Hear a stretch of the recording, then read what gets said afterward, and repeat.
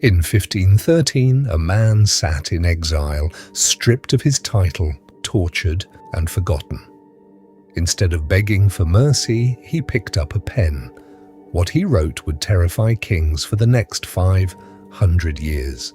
His name was Niccolo Machiavelli, and he understood something most people spend their entire lives avoiding. The world doesn't reward the good, it rewards the strategic. Machiavelli didn't write The Prince to be liked. He wrote it because he watched weak, moral, well-meaning rulers get destroyed by ruthless ones again and again. His conclusion was simple and brutal. It is safer to be feared than loved if you cannot be both. Today, we're not talking about medieval Italy. We're talking about you, your job, your relationships, the people who smile at you while quietly working against you. Machiavelli's rules didn't die in the 1500s. They just changed clothes. Never show your struggle. The first rule Machiavelli lived by: never let them see you struggle. He watched noble families lose everything, not because they were weak, but because they showed weakness at the wrong moment. The moment people sense you're desperate, afraid, or losing control, the dynamic shifts. Sympathy rarely comes. Opportunism does. Think about the last time you saw someone visibly panic in a meeting or beg for a second chance in a relationship. Did it make you respect them more, or did some part of you quietly, uncomfortably, see them differently? This is not about hiding your humanity. It's about understanding that composure is power. The calmest person in the room is almost always read as the most in control, even if, internally, they're falling apart.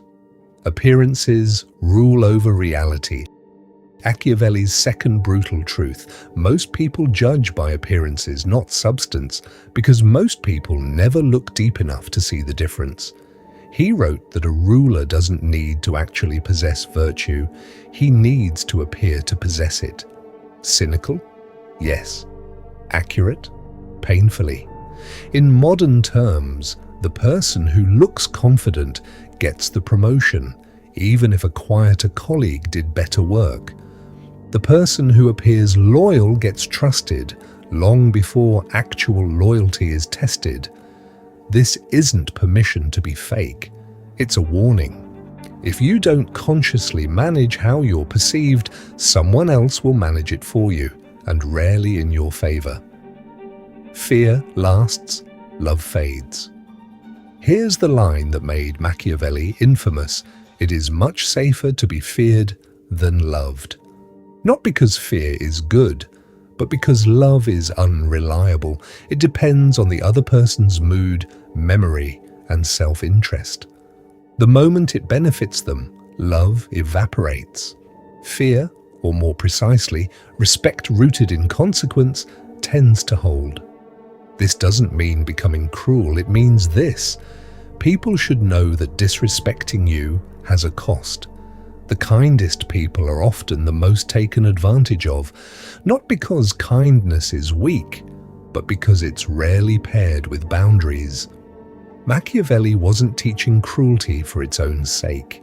He was teaching survival in a world that punishes naivety.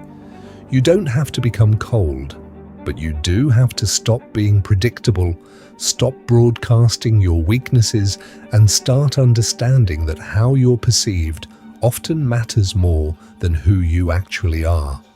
Because in the end, Machiavelli's real warning wasn't about kings and princes. It was about human nature, and it hasn't changed in 500 years.